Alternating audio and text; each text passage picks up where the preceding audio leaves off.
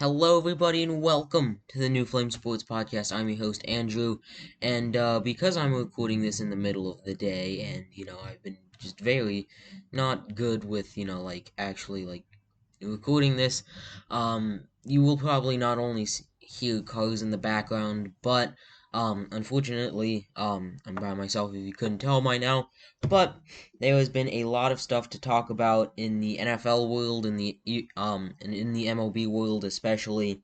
Now that the season is fully underway, and we're into the getting into the season, and it's going good. Nothing's stopping it now. Been no COVID outbreaks, which has been good, other than the Nationals to start the season. So hoping that didn't jinx it, but let's keep it moving. But the NFL came out with new rules for this upcoming season, so I thought I'd go ahead and break them down. The first one, we got more help from a replay official. The NFL has been wrestling with the reality that TV viewers sometimes have a better view of plays than on the seven officials on the field. And eighth, I've coached for there are enough qualified candidates, and the furthest replays can now advise referees if they see balls bounce off the ground on what is ruled a completed catch. The effective catch does not challenge the call. Coach does not challenge the call. Let's see, how will it work? It won't. In the truth, some references already ask for off-the-books help during games via their wireless microphone connection. But most replay officials have not worked as conventional on-field officials, and their advice will not be binding. So basically what I'm getting from this is that, you know, so in the replay official, instead of taking 2 minutes in taking doing a replay, the replay officials can now just say to the referees hey, there was holding or something like that, instead of the referees very clearly missing a call. And obviously now the things that you think about now instinctively is, had the Saints won the Super Bowl, in that 2018 NFC Championship game, just other bad calls throughout the league, recent memories that could have been reversed had there was this new replay system. It's not even a new replay system. It's that there's additive help. There's additional help from the replay officials that they can tell the rest, hey, don't call that, or hey, there was this penalty. So overall, I think this is a good rule change. I think it's been needing for a long time now, because we've seen the missed calls just go up and up, in terms of a rate and all that. So this definitely needed to happen, and it happened now. So good for the NFL on that. Next, we got an onside kick adjustment. Rule changes to the 2018. In effect, the arrangement allowed us. So this is the one that came into effect in the 2018 season. Put all 11 players within 25 yards of the ball for onside kicks. 2020, only 3 onside kicks were recovered in 67 attempts. 15. Let's see. Several teams have proposed an alternative that would give a scoring team the option to replace the kickoff with a single offensive play at its 25-yard line. If they gained 15 yards or more, they could maintain possession, but owners have rejected that proposal multiple times. Instead, they adopted a suggestion from a special teams coach to limit the number of players in the setup zone to 9. It's not like we're trying to give the onside kick team an advantage.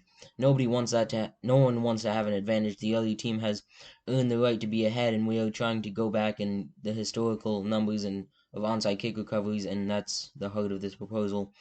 Let's see, who said that? That was a quote, by the way. I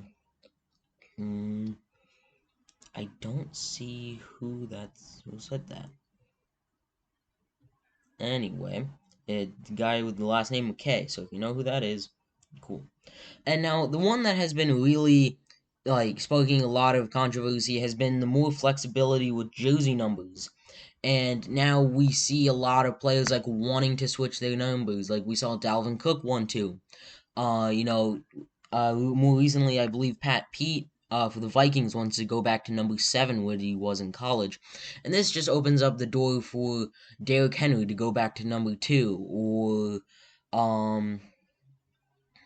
just other players like that. I think I'm trying to think of more players that I think Dalvin Cook was number 4 at Florida State. But the one thing that is really weird about this is that if you want to change your number, you have to buy out the entirety of the NFL store of your jersey in that jersey number. So like Dalvin Cook, he wanted to switch from number 3 or number 33 to number 4. It would cost him $1.5 million to do so because the NFL store and their prices, which is ridiculous by the way. So like the short has prompted the lead several teams. Hundred players might not stampede toward the new numbers, however, existing. So like yeah, if you think about it, like you look at the guys coming into the draft this year, Jamar Chase, if he wants to wear number 1 now, he can do that if he goes to the Dolphins. Or if, oh wait, no, this isn't allowed. Chase Young is not allowed to wear number 2. If you're a defensive and offense, the only like restrictions now really is that if you can't wear a single digit number if you're an offensive or defensive lineman. That was the only thing, and quarterback, and like there were just other things like you can't have a quarterback wearing like number 76 or something. You can't do that. But for the most part, I think that's a good. I think that's fantastic. Like we can see players like I said, Jamar Chase is a big one. Devontae Smith is another one. Just wearing the numbers that they want to wear because, and like personally, I don't think that whole like defensive line restriction should be a thing because like if Chase Young wants to wear number 2, let him wear number 2. I think it's that type of thing. They have worked hard enough to get onto an NFL roster. They should have the number that they want to wear, even if that requires you know, like wearing an odd number for that position. So I think this is a great rule. Another player, Travis Etienne wears number 9. That was like not allowed or something. That wasn't allowed, but now it is. So Travis Etienne could wear number 9 in the NFL wherever he goes. All right, this next one is loss of down after 2 passes. The week in the article here by ESPN, the Week 11 game, Tampa Bay Buccaneers, Los Angeles Rams, Monday Night Football. Tom Brady threw a pass, got deflected, and then he caught it and then tried to throw it again. Instead of being that like a 15-yard penalty or however many yards or whatever it was, it is now going to be a loss of down. So if it was first down, it would go to third down, I believe. If it was second down, it'd go to fourth down. Because like if you think like because of the incomplete pass, then it would be second, and then another loss of down. So I think that's what it does. It could just be if it was first down, then it goes to second down. I think. Um, Next thing, no overtime in the preseason. I mean, this is just one that doesn't bother me. Like we're only having 3 preseason games now to begin with, so I don't understand why there's a need for overtime. And like it's preseason, no one cares. Like honestly, like people wouldn't care if like there was pre overtime in the preseason. So overall, that's a good one. Blocking below the block, blocking below the waist has been changed. The rule, in essence, would expand the area where offensive players can't block below the waist and defensive players can't upend offensive players who are moving toward a block in the area. For those technically inclined, this proposal, a tight end box outside of the tackle box where the box block is allowed, defined as 2 yards outside the tackle and 5 yards on either side of the line of scrimmage. Beyond that area, blocks must be below the waist would be a 15-yard penalty.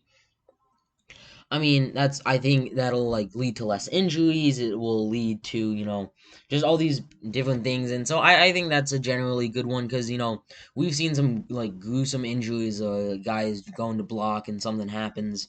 So I think that is going to be a good rule. I think that now like there might be more holding calls or something like that, which would slow down the pace of play. But I think once the linemen get used to it, I think they'll be better. Not better, but they'll be fine. They'll be able to um, they'll be able to deal with it. So I mean, yeah, I think overall that'll be beneficial to the safety of the players and everything like that. So overall, good one. They're addressing offensive holding, plummeted more than 40%.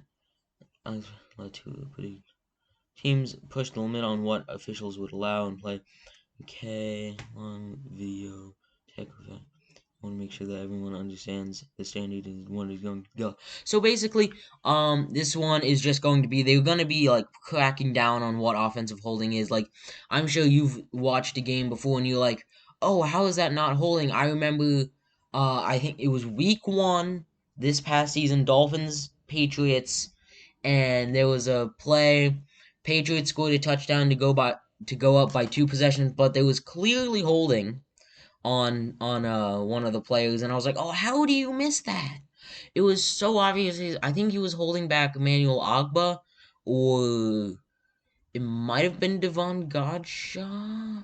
If I'm remembering this correctly, but it was just so clearly offensive holding, and I don't understand how they missed it. So I think that's a good one. I think we've all seen plays where like, oh, how do you miss that call? How do you miss that holding? Oh, that cost us a game or whatever. So overall, I think that is a good one, and I think yes, it will slow down pace of play, but like at the same time, you don't want to be blowing games on missed calls. So um, I think that's good. Emphasis on taunting is the next one. NFL has experienced a familiar cycle with taunting fouls in the recent years, beginning in 2016. A surge of flags for celebration balls winning twig. Okay, gone 2 lakhs, said this McKay guy. I still don't know who he is. I haven't seen him, his first name, like what he does anywhere in the article. Indeed, they were only last season and not in 2019, but 2016 alone. There were visuals won't focus on celebrations, but are expected to more strictly enforce rules against actions that bait or otherwise engender ill will between teams. I'm not really sure what that means, but I think it'll lead to less penalties, and you'll be like, oh, that's so dumb. Like, why would you do that? So I think overall it's a good one. Spot and what is this? I I've looked at these rules, but like I haven't read it because I want you guys to get my raw reaction to it. And yeah, so it's not unusual to see teams propose a rule that is a year or two ahead of its time. This season, the Baltimore Ravens and Eagles put forth one that is probably a decade away from being fully understood, much less accepted by a majority of NFL owners. Under the proposal, the winner of an overtime coin toss would choose between deciding who will take the first possession or deciding the spot of the field where the first possession would begin. The loser of the toss would make the other choice. So basically, say you win a coin toss in overtime, and it's a big game. Like you need this game to win, to make it into the playoffs, and you have like a really good defense. So like let's say the Miami Dolphins, for example, this season, week 17 we needed to win and in, and say that game went into overtime, which it wasn't even close, but just suspend I think it's called suspension of disbelief, boys. Just carry on with me. But if it went into overtime, and let's say the Dolphins won the coin coin toss, I cannot talk. If they won the coin toss, then they could decide to, like, hey, we wanna start like on the 1 yard line. We want, like, say like we want the Bills to start, like they could say start it on your own 1 yard line, and then the Bills could decide, hey, do we want to put our offense in the game to drive 99 yards, or do we want to put their offense on the field to drive 99 yards? And I feel like there have to be some restrictions with this. I don't feel like you can put yourself at your opponent's 1 yard line. I don't think that should be allowed, and I think there would have to be restrictions, like you can't go past the 50 yard line. I think that would be a good exception for this rule, but let's move on. There aren't many people around the league who fiercely oppose the current overtime procedures, which I do. I don't think they're fair, because you're telling me like, oh, what if they got like a lucky call or a lucky play that just robbed a team of making the Super Bowl or something like that. We remember back to the 2018 AFC Championship game with the Pats and the Chiefs, where they got the holding, or no, roughing the passer that wasn't, but and then like say they got, and then that led them to scoring. Let's see. According to the league data, the rate of overtime games with possessions for both teams is about 80%. I don't like still that looks good on paper, but still there are just so many games that just end after one possession. Moving on, it says, with that said, the Ravens note in their proposal that the team with the possession is with the first possession is 9-1 in the past 10 playoff games with overtime. This rule would give the kicking team more power. If, for example, the coin toss winner chose possession, the kicking team can ensure that it began as far away from the end zone as possible at its own 1 yard line. The Ravens/Eagles proposal would probably be more fair and would certainly add a new level of strategy and entertainment to the game, but without a ceiling problem to fix anything, and with such a novel idea to absorb, it isn't hard to predict its lack of support. It's worth noting that the Spring League, which often serves as a rule incubator, will incorporate this proposal during its upcoming season. I like ideas that are out of the box, McKay said, and this was an out of the box idea. I had heard it before, and I hadn't heard it articulated quite that way. I thought Baltimore did a really good job explaining it. Ideas like this take a long time to marinate and understand all of the implications of what may happen and all the unintended consequences. I didn't have a lot of support, but I've been around the rules that didn't pass that have a lot of support, then all of a sudden pass. Now, overall, I think, like the article said, it could lead to a lot more entertaining games and like just more excitement for the game. So look, like overall, I think this is good. I think it needs some tweaks. I don't think a team should be able to like choose at the opponent's 1 yard line. I don't think it should be able to go past the 50. I also don't think you should put it like within your own five. I just feel like that's so like I don't want to say scummy, but like that's the way to put it. Because then, boom, you get a sack or a tackle for loss on the 1 yard line, and boom, the game is over. So like on the first play of the game, the first play of overtime, you're at the 1 yard line, hand it off to your running back, and boom, he gets tackled for a loss. It's game over. And like I know it would not be extremely common, but at the same time, like I feel like that it's got good feet. It just needs tweaking and adjusting here or adjusting there, um, to make that rule really good and better than the overtime rules that we have now. So I personally like once it's like fixed and like tweaked, I think that would be a really good rule change for the NFL to have. It really would make it so that um it would really make it so that it's more fair, honestly. And yeah, I like that rule. It just needs some tweaking. Next up, we got a big trade here between the Baltimore Ravens and the um the Kansas City Chiefs of all teams. This one is a big one. This one, so how we made a big deal, about the Chiefs cutting Mitchell Schwartz and Eric Fisher, and there have been reports about Mitchell Schwartz retiring, but I thought he was only like 30, 31. I don't know. He's one of the best linemen in the league. And he hasn't been injured. He did get injured this past season, but that's the only injury I can think of. So I'm not so sure why he would like want to retire or why he would. He'd still get a lot of money in free agency, so I'm not sure if that report is real or not. But anyway, moving on. Kansas City, they get offensive tackle Orlando Brown, top 5 tackle in the game. He's been so good for the Ravens that ground and that run game.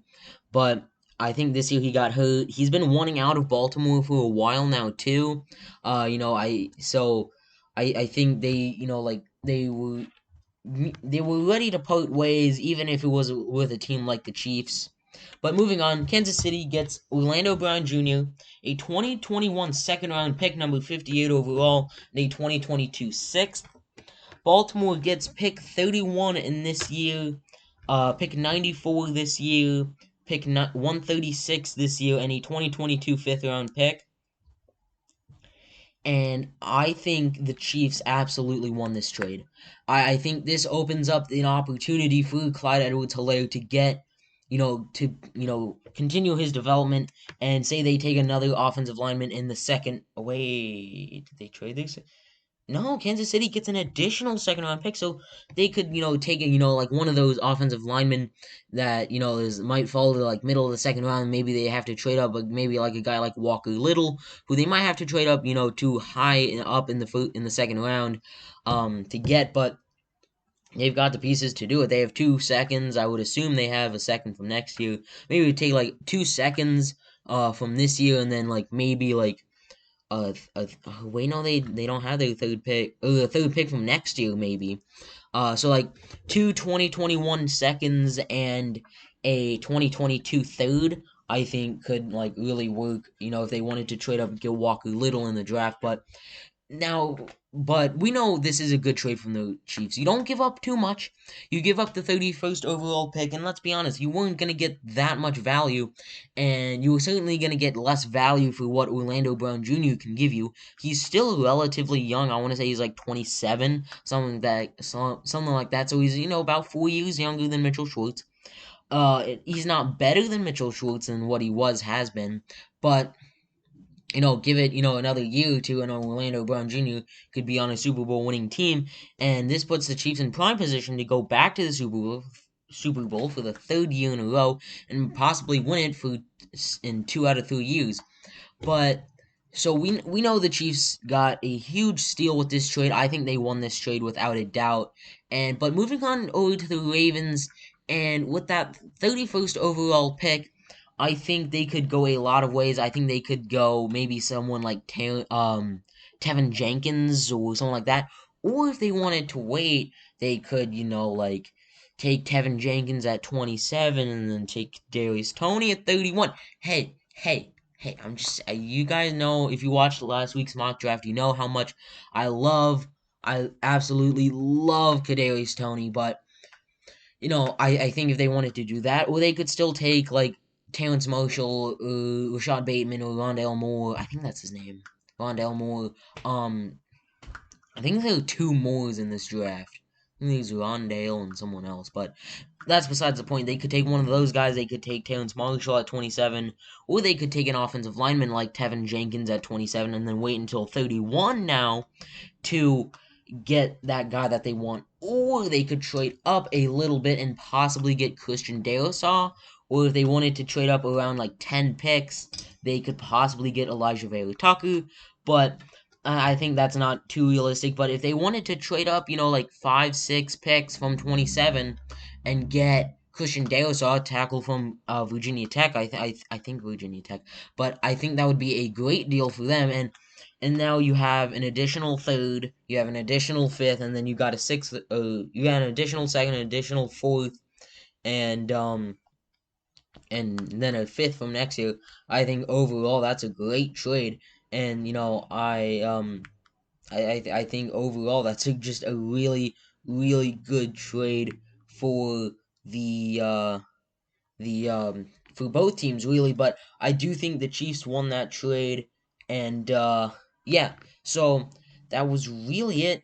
Honestly, for the NFL news, like just more stuff about the draft has come out, and the fact that the 49ers have eliminated Justin Fields from their draft board. They are not going to take Justin Fields here because of what came out. He has epilepsy, and you don't know, that puts you at greater risk for having seizures. You have, seizures are triggered more easily in your brain.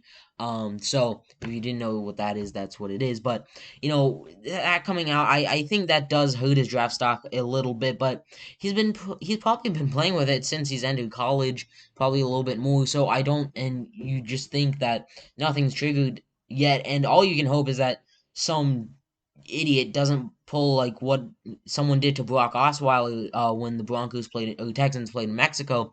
They literally pulled out a laser pointer and shined it in his eye. So really, that's all you can hope for with Justin Fields, that someone doesn't do that type of stupid thing. And like, I think we're at a point now where people wouldn't do that, but it would not surprise me if it did. And I'm just really hoping that it doesn't happen because Justin Fields is really, really good. And I think a team like maybe the Panthers would be willing to take that risk just because you have Teddy Bridgewater, you have Sam Darnold, and then if neither of those guys work out or you trade Teddy Bridgewater, then you still have Justin Fields, and if Justin Fields doesn't work out and you have a bad record next year, you still have a top pick in the draft. Now, will the next year's quarterback draft be as good as this one? Absolutely not. But there are still going to be those 2, 3 guys that are just really really good and that you'd be willing to take it in the top 10. And with the Buccaneers in that division, and the Saints are still going to be decent. And then the Falcons, hopefully, with under new management, are going to be better. And the Panthers are just there. They're like one of these fringe teams that can, if everything goes right, they're going to be really good. But if something goes wrong, they're going to be really bad. And it all starts with that quarterback position. So I think Justin Fields could go there. So I mean, I've been thinking about it. I've been thinking about it. We might do. I myself might do one more like mock draft just before Wednesday maybe, but it just all depends on how I want to do it, and maybe I'll just make a little community post or something like that about it. Give you my opinions, but um overall, I think that Justin Fields, his, like this developing story that he has epilepsy, I think it'll affect him a little bit now. I just really hope that the Pats don't take him, that he falls all the way down to 15, because if he does, I will be a very unhappy boy. I will be very unhappy. But back to the 49ers, Trey Lance, Mac Jones, those are the two guys right now. And take Trey Lance, man. Like, Mac Jones is someone you could have gotten at 12. But hey, you traded 3 years of first round picks to move up 9 spots. And if you take someone you could have gotten at 12, like I think then the Dolphins could just be absolutely just considered the best traders of all time. We fleeced the Texans in the Laramie Tunsil trade. That trade that we made before with the Eagles and the 49ers and all that, that was already genius. We fleeced the Steelers last year. Yes, I don't know if that was a good trade or not. I think we took Austin Jackson with that pick. I mean, if Austin Jackson can, develop a little bit, I think it'll be. I don't necessarily, I'm gonna say worth it, but it'll be, a nice consolation prize for losing out on Minka Fitzpatrick. But like, still, like, I'm, I'm just saying, I'm just saying. Um, I I think I think overall the 49ers should take Trey Lance. Mac Jones just will not be worth it to be taken at number 3 overall for someone who you could have gotten at 12. So I think they should take Trey Lance. I think Justin Fields goes to the Panthers, and then the New England Patriots get Mac Jones, which I would be happy with because I personally think Mac Jones is he he's average. He no, he's not average. He's good, but he's not.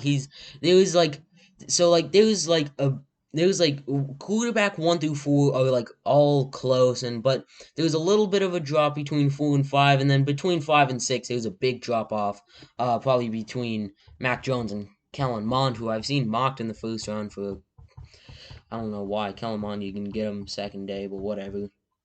But Sean Lee. Now moving on, Sean Lee. He has retired 11 seasons, and like what's really unfortunate is that he just has not been able to stay healthy these past few years.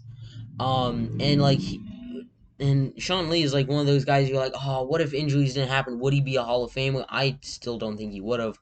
But Sean Lee, Cowboys linebacker, retiring. And I don't think we talked about this last week, but also Alex Smith retired. He had a nice video that he put on his Instagram, I want to say. But it was an ESPN article, so I watched it. But overall, like there have been so many retirees this season. We've got we've got Drew Brees, Phillip Rivers, Jordan Reed, Alex Smith, Sean Lee, Anthony Costanzo, Vance McDonald. There's probably a few more that I'm just forgetting, but like this is like Larry Fitzgerald might retire. Like last year, like you try to think like who retired last year. You're like, oh, Eli Manning, I think that was it.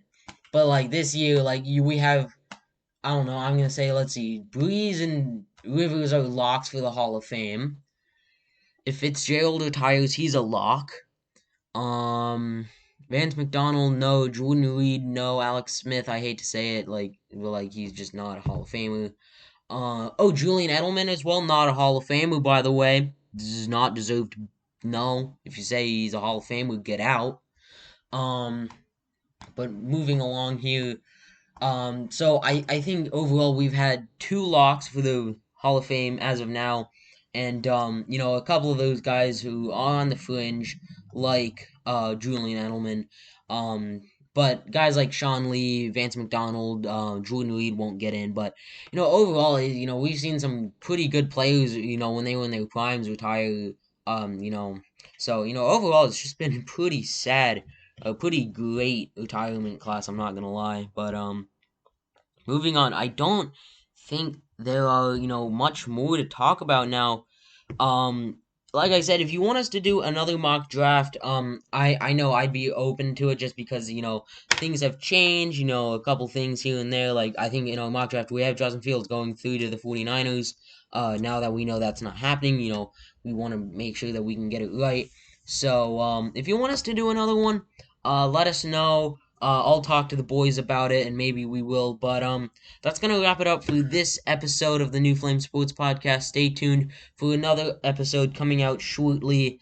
A full-on MLB breakdown. I haven't been uploading like MLB content because 2 weeks ago our school was on spring break, so we didn't upload. Last week was the mock draft, and I kind of just wanted that to be its own thing. And then, but this week and continuing on, we will have full MLB coverage weekly. So stay tuned for that, and I will see you in the next episode. Peace out.